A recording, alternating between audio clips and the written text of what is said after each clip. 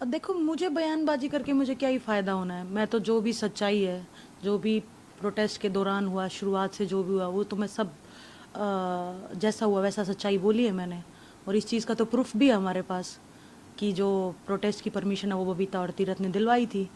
उन्होंने ही बुलाया था प्रोटेस्ट के लिए, तो इसमें तो कोई झूठ है ही नहीं। लेकिन वो ये कह रहे हैं कि वो कि मतलब नहीं निकला है तो वो अपना जो है दोष है या पल्ला झाड़ रहे हैं इन चीज़ों से, और हम लोगों पर दोष मारे जा रहे हैं क्योंकि जो वो लोग चाहते थे वो हुआ नहीं। मैं क्या चाहती थी, मैं तो जो चाहती थी वो एग्जैक्टली चल रहा है। मेरी जो लड़ाई थी ब्रिजभूषण के खिलाफ, वो चल रही है, कोर्ट में केस चल रहा है। मैं तो आज भी मेरे सेम स्टैंड पे हूँ।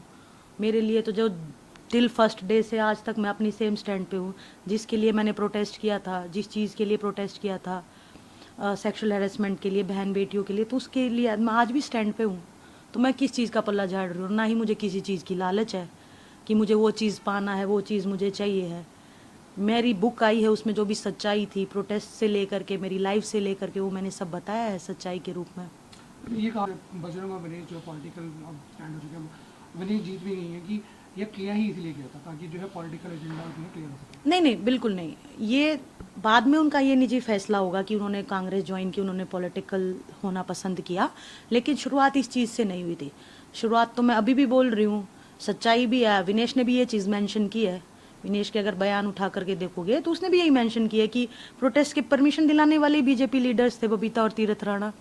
और हमारे पास प्रूफ भी है, वो लेटर भी है परमिशन का। तो इसमें झूठ कहाँ से हुई? तो ये शुरुआत ऐसे नहीं हुआ था कि इनको कांग्रेस ही ज्वाइन करनी थी इसीलिए प्रोटेस्ट स्टार्ट हुआ। ये बिल्कुल ही गलत बात है।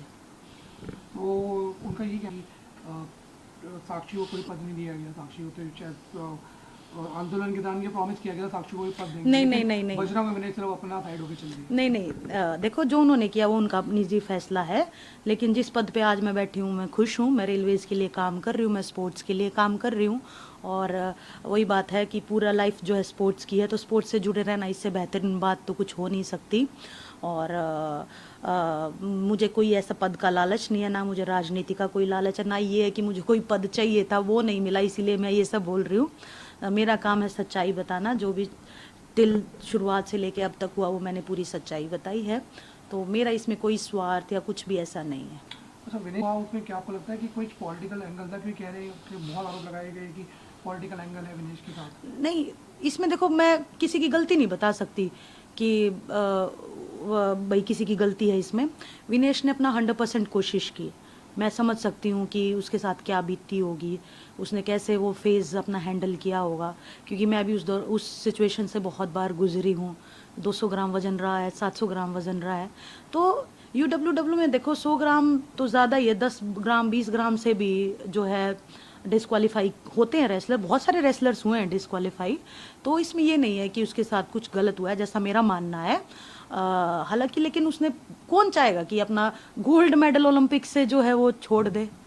तो बिल्कुल, मतलब उसने अपना बेस्ट कोशिश की और उसके, वो अनलकी रही है इतने ओलंपिक्स में। लाइक मेरे साथ वो 16 में थी, फिर वो टोक्यो में गई, फिर वो पेरिस में थी। तो उसने अपना बेस्ट कोशिश की, लेकिन भगवान की मर्जी नहीं थी कि उसे ओलंपिक मेडल मिले। लेकिन विवाद ये भी था, मेरे साथ फोटो खिंचवानी ही थी और पीटी ने इस पर ध्यान देने से ही मना कर दिया उसके तो बाद। वो मैं वहाँ थी नहीं, मैं पेरिस में थी नहीं, मैं वहाँ का सिनेरियो नहीं जानती।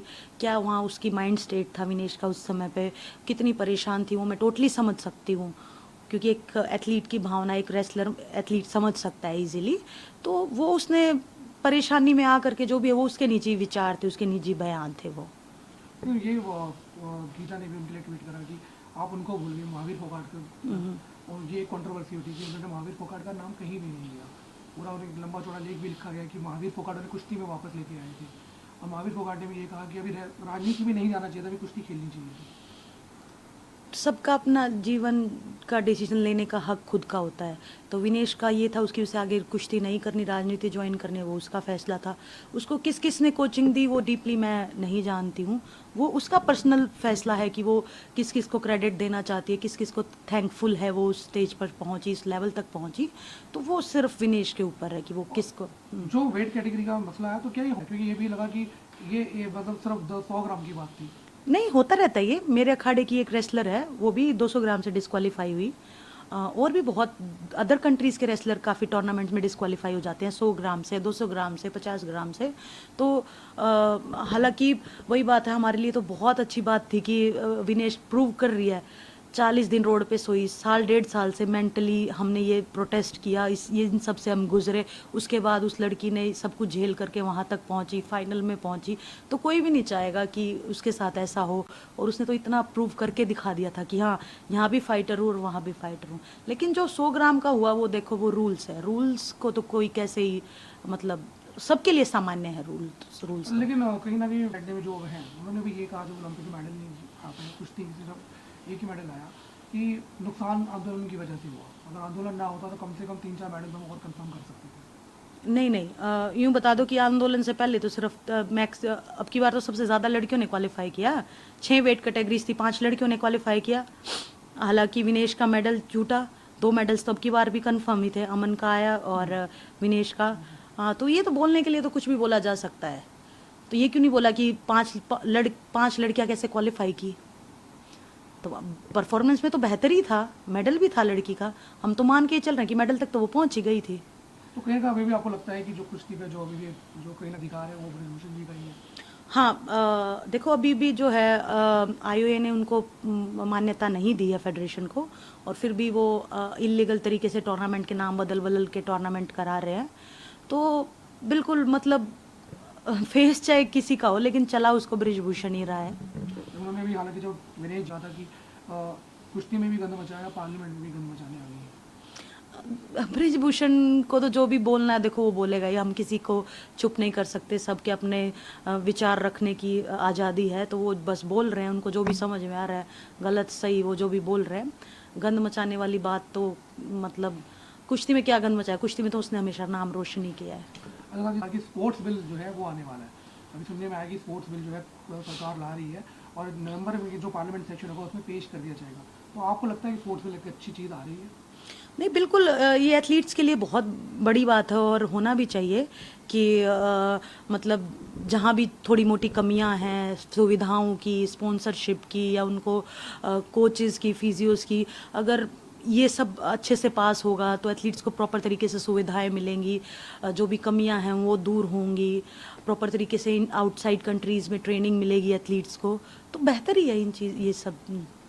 बस एक सवाल, ये आखिरी सवाल ये है कि ये आरोप अभी लगते रहे हैं, जो शायद मैंने पहले भी पूछा है, कि आंदोलन सिर्फ राजनीति के लिए किया गया था, आंदोलन खेल के लिए नहीं किया गया था। नहीं, बिल्कुल, मैं एक बात इसमें क्लियर करना चाहूँगी, जैसे कि मेरी बुक में पूरा आंदोलन का पूरा अच्छे से खोल करके है, कैसे शुरुआत हुई, कहाँ उसका एंड हुआ, बीच में क्या क्या हुआ।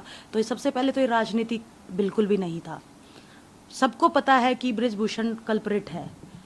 जब वो आया, जब से ही सबकी नॉलेज में था कि वो सेक्सुअल हैरेसमेंट करता है। वो किसी ने नहीं न्यूज़ उठाई आज कि ब्रिजभूषण एक्चुअल में ऐसा है। बस ये न्यूज़ उठा रहे हैं कि इनका आंदोलन पॉलिटिकल था। और अभी तो क्या कर रहे हैं कि बुक में जो भी मैंने लिखा है ना, उसमें एक मेन पैरा उठा रहे हैं, उसके ऊपर क्या लिखा है, नीचे क्या लिखा है, वो कुछ नहीं पढ़ रहे हैं। सिर्फ एक मेन लाइन, एक लाइन उठा करके और उस पर अपनी राजनीति करने की कोशिश कर रहे हैं, वो करो। और बजरंग विनेश की भी बात जैसे उठा रहे हैं कि बजरंग विनेश को बोल दिया था कि इनको लालच आ गया था ट्रायल्स का, तो मैंने इस तरीके से नहीं बोला था। वो जब हम क्या था, ट्रेनिंग करने हम अलग अलग चले गए थे, मैं यूएस थी, विनेश बुल्गारिया थी, तो वो मेरे उस टाइम के निजी विचार थे कि अगर हम साथ में होते तो शायद मैं उनको एशियन गेम्स के लिए हाँ ना करने देती, क्योंकि वही बात है कि उन्होंने ब्रिजभूषण की जो है वो बात साबित कर दी कि ये तो सिर्फ डायरेक्ट जाना चाहते हैं। तो मेरे उस समय के विचार थे। बस कई न्यूज़ चैनल सिर्फ उसको उठा रहे हैं कि बजरंग विनेश ने तो है जो लालच ले लिया था। वो मेरे उस समय के विचार थे कि अगर ऐसा होता तो मैं उनको ये चीज़ से मना करती। और उसके बाद भी हमारी मुहिम कितनी लंबी चली है, और वो चल भी रही है, वो लड़ाई जारी है, वो कोर्ट में चलती रहेगी। तो बस यही है कि गलत पॉइंट्स ना उठाओ, पूरी बुक पढ़ो आराम से, पूरा एग्जैक्ट जानने की कोशिश करो कि क्या मेरे भाव है, किस तरीके के मैंने विचार रखे हैं, क्या मेरी बुक में पूरी आंदोलन से लेकर के, पूरी लाइफ से लेकर के क्या क्या मैंने बोला है। और मेन बात वही है कि अभी वही बात है बबीता की बात को लेकर के कि प्रूफ्स हमारे पास है ही, और मेरी तो जो थी बुक में वो पूरी मैंने अपनी स्टोरी बता दी है। बाकी बस पढ़ो, मेरी कल बुक लॉन्च हुई है 21 अक्टूबर को, तो